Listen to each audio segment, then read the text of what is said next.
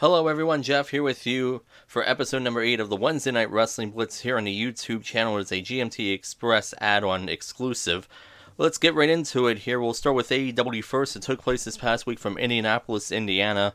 Great opening match here in singles competition. We had Nick Jackson of the Young Bucks taking on Phoenix of the Lucha Bros.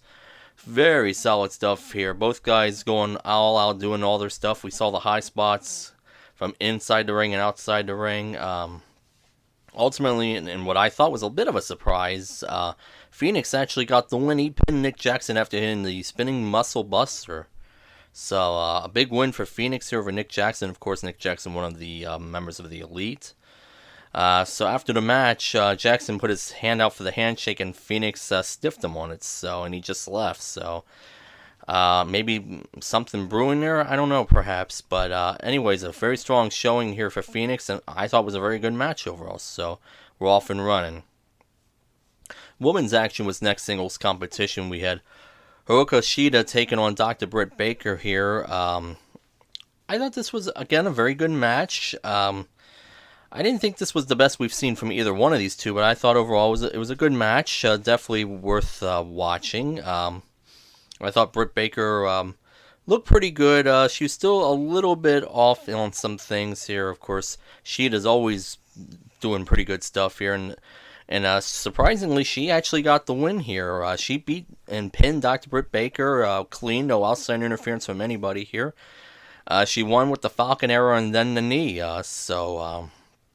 Sheeta gets a big win over Britt Baker and probably positions herself in line for a future shot at the women's title against Rios. So, because they were playing up that Britt Baker is the number 1 challenger and she is the number 2 challenger. So, with a win here, I would think that would move her forward.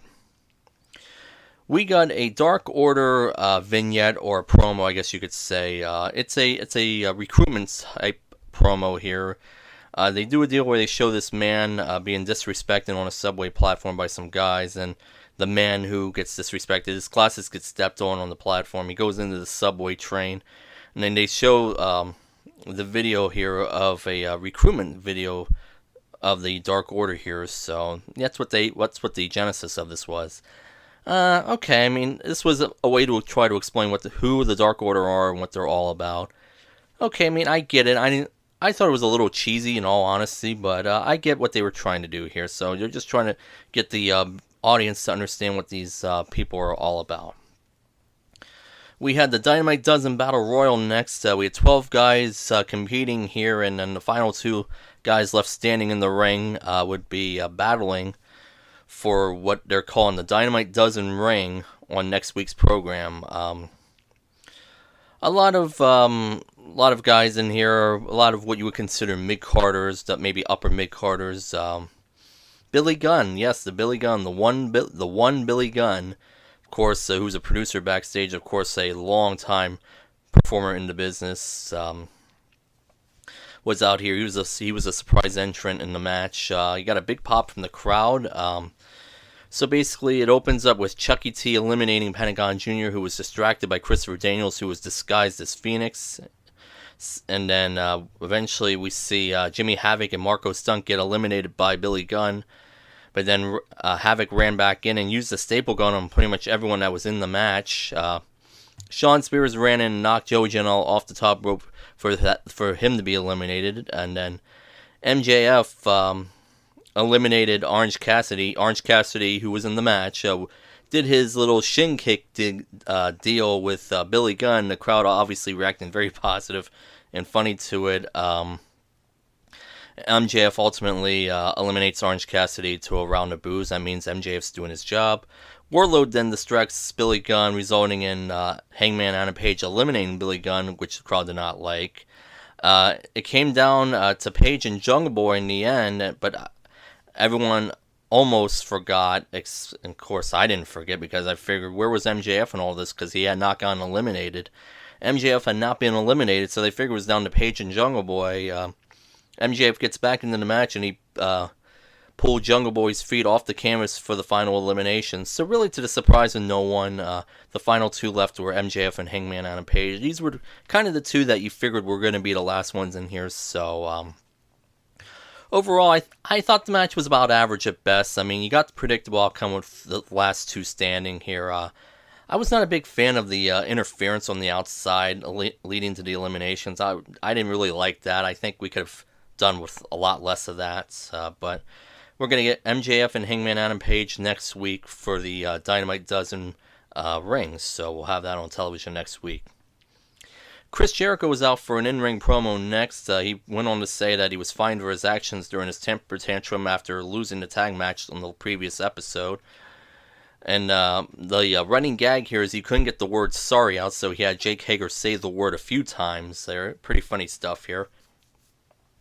He says he's going to get what he's finally been waiting for, which is going to be on next week's show. He's going to get the big thank you that he's been waiting for. There'll be a Chris Jericho's Thanksgiving thank you celebration on next week's show in Chicago. Says there's going to be food, prizes, all sorts of fun things, an aquarium even. SCU's music hits to interrupt the proceedings. Scorpio Sky comes out to point out that he pinned Jericho last week to hand him his first loss.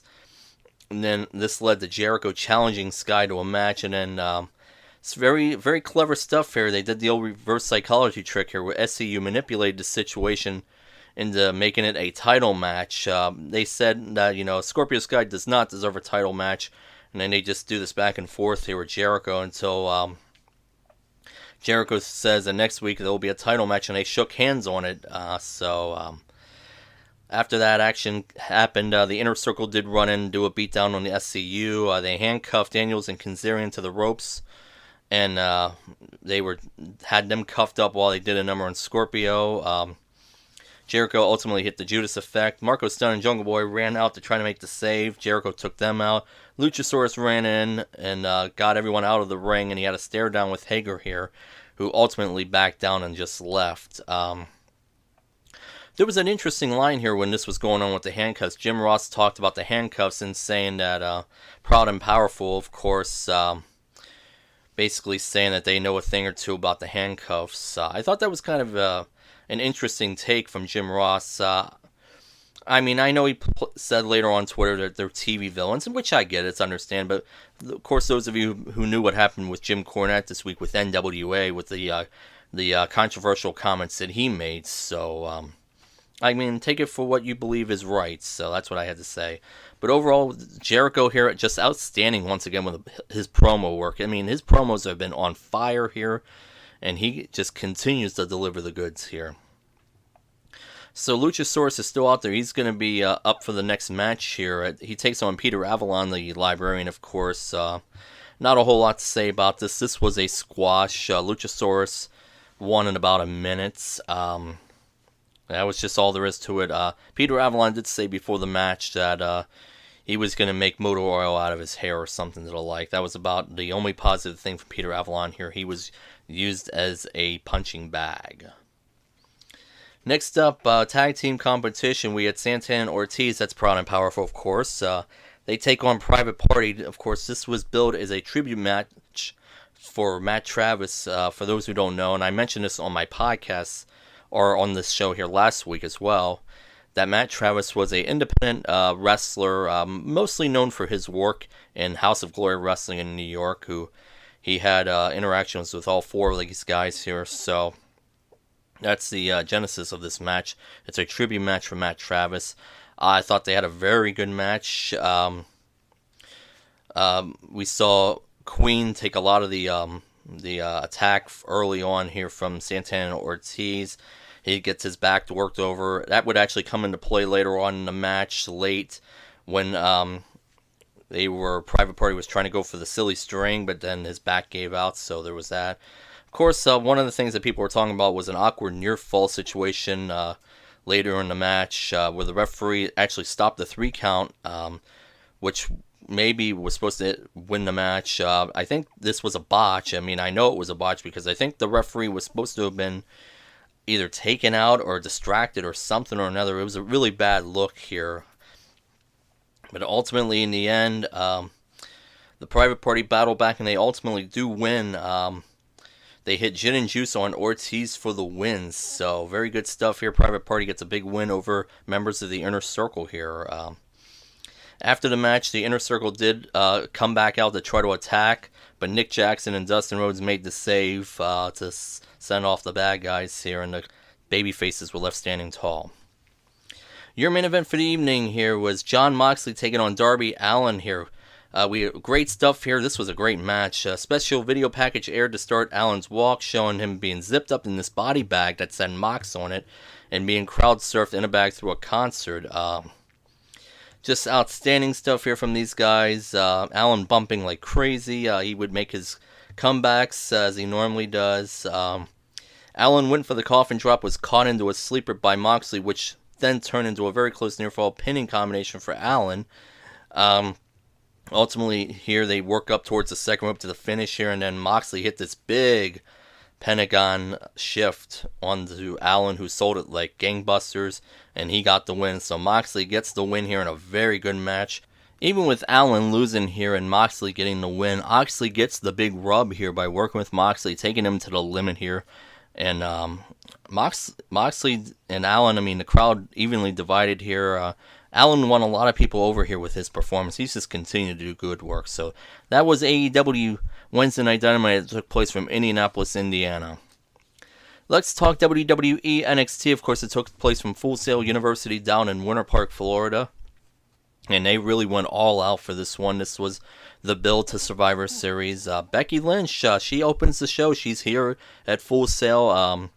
She comes out for a promo, basically insulting Bayley and and doing all that, except then she calls out Shayna Baszler, asking the NXT Women's Champion to come on down and do something about her being there. Rhea Ripley actually comes on instead, and she asks Becky if she had any balls.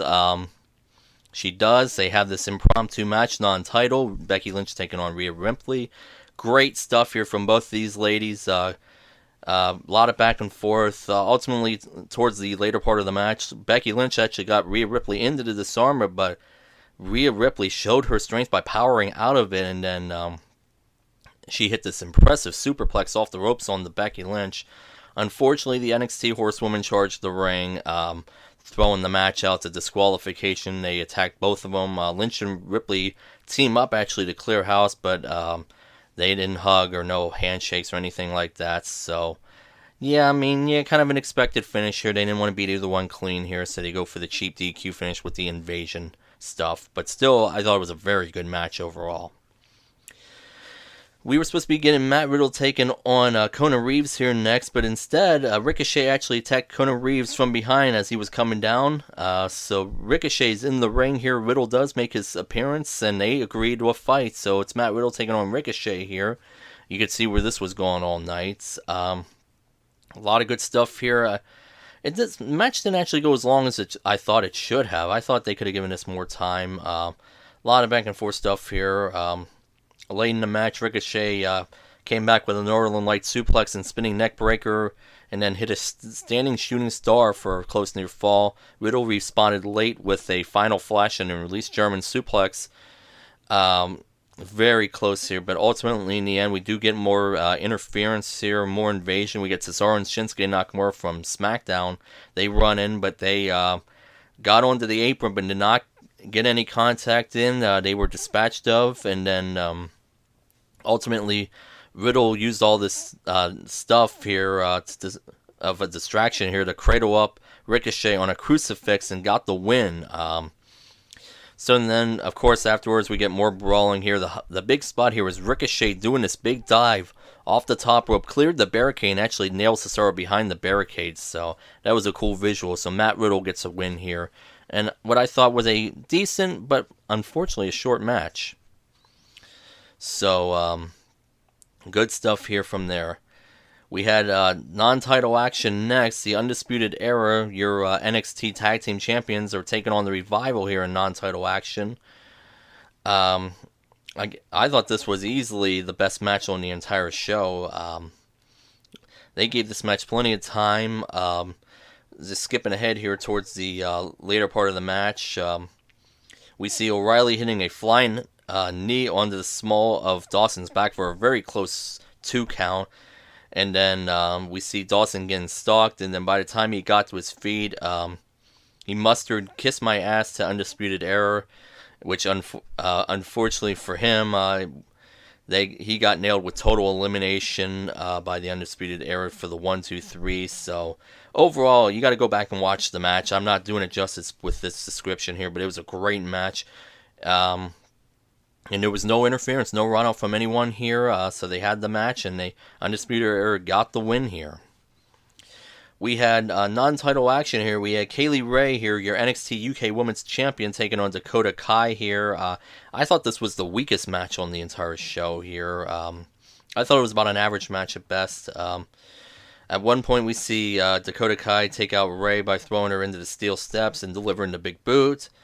Ultimately, once they get back into the ring, Ray had recountered and got back in position here. She hit Kai with a super kick and then the gory bomb for the win here. Really not a whole lot more to say to it. I mean, NXT UK Women's Champion gets a win here, and that's all there is to it. After the match, we get more invasion stuff here. We see Carmella, Dana Brooke, and Mandy Rose and Sonya Deville from SmackDown attack the two ladies in the ring. Then the NXT Women's roster, excluding the Horsewoman, come out to even things up. Then we get Kairi Sane, Natalya, and Sarah Logan from Raw to run in. So we get this big brawl here. Raw women are dominating here. Eventually, Nikki Cross comes out with a garbage can, and she just goes to work on everyone, cleans house. And of course, there was a great moment here. We had Kairi Sane and Io Shirai actually do a little stare down. Of course, they're both heels, but they did a little stare down. Nothing happened. Nothing came of it. But that was kind of a cool visual there. Non-title action here, we had the Forgotten Sons here taking on the Raw Tag Team Champion, the War Raiders, or aka the Viking Raiders here. They did a deal where the teams were shown separated in the parking lot earlier in the night. This is kind of a callback to what happened in the Raiders' last night in NXT when they took on the Forgotten Sons. So, good stuff here. Cutler delivered an impressive Death Valley driver at one point to Eric on the ring apron. We got interference from Jason Riker, of course, who's the leader. He gets ejected from ringside by the referee. Ivar does a cannonball over the top rope, and then he eliminates Riker. And then the teams just continue to go back and forth. We got an incredible looking handspring double back elbow by Ivar. It's just incredible what this guy does with his agility. Just great stuff here. The War Raiders actually won the match. They hit the Viking Experience and got the win here. So, very, very strong match here. Easily, I thought the second best thing on the entire show. Just some good stuff here overall. Your main event for the evening is in non-title action. It's a ladder match. It's Adam Cole, your NXT champion, taking on Dominik Dijakovic. Of course, the person who gets the briefcase helps his team get their advantage in the War Games match. The ladder comes into play early and often. It's used as a weapon. A lot of back and forth stuff here. Both guys get all their big offensive moves in. Ultimately, towards the end of the match, both guys work their way up the ladder. Cole uses the briefcase and knocks Dijakovic off the ladder. He grabs the briefcase and wins. So Adam Cole, really the surprise of no one, gets the win here. He gets the advantage for his team for the War Games, and then that's what it was. It was a very good match. I didn't think they gave it enough time. I think they could have given this more time even. But afterwards, we got what I thought we were going to get here. We got a chaotic brawl to end the show. The Undisputed Era made their way out to celebrate with Adam Cole, and then we see all the SmackDown superstars who we saw throughout the night. They take them out. We get Raw superstars, including the Street Profits, who are back. They start brawling. We get more NXT superstars that come out. Drew McIntyre ultimately comes out. He hits the ring and hits Dijakovic with a Claymore. Keith Lee ultimately comes in and takes out McIntyre to the mat with a powerbomb. And then we get Lee and Ivar for a little face-off, but then they nodded at each other and they do the dives through the rope to take out the guys on the floor. Adam Cole's in the ring celebrating by himself. Seth Rollins actually comes out of nowhere, so Seth Rollins was indeed there. He gets booed out of the building, of course. He takes out Cole with the super kick. He's going for the stomp. Tommaso Ciampa's music hit. He slowly makes his way out to the ring. He takes out Adam Cole first, and they have a face-to-face in the ring, and then the fans are chanting, "Seth's not cool." and then we get this what you would consider like a hockey brawl. Just fists are flying from both guys here as they go off the air. So yes, we do get the chaotic brawl. And, I mean, this was expected. I mean, they had to do this. But overall, I thought that's what we got there, and it was pretty good stuff here. And it was interesting that Drew McIntyre actually got a big response here, got a big crowd response, a big positive response. So I don't know if there's anything to that. We'll have to wait and see going forward. So that was WWE NXT that took place from Full Sail University in Winter Park, Florida. Which show is my pick of the week? Which show gets my recommendation here for the week? I think if you're going based on the merits of quality of action and all that, my pick is NXT.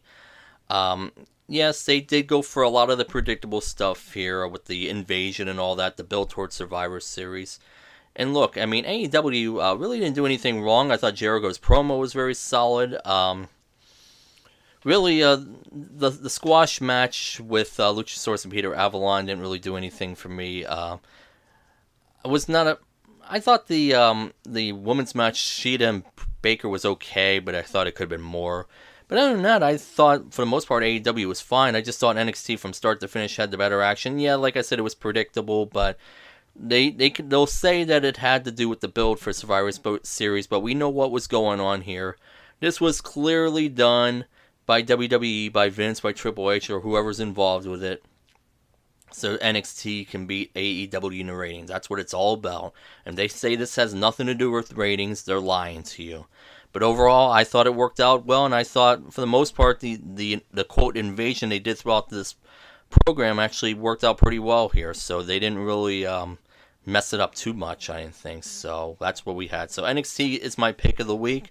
So through 8 episodes and 8 weeks, I should say, NXT has my pick 5 times and AEW has my pick 3 times. Let me know down in the comments section below what your favorite moment from Wednesday's wrestling action was. We'll see you the next time with the next edition of the Wednesday Night Wrestling Blitz. Bye for now, everyone.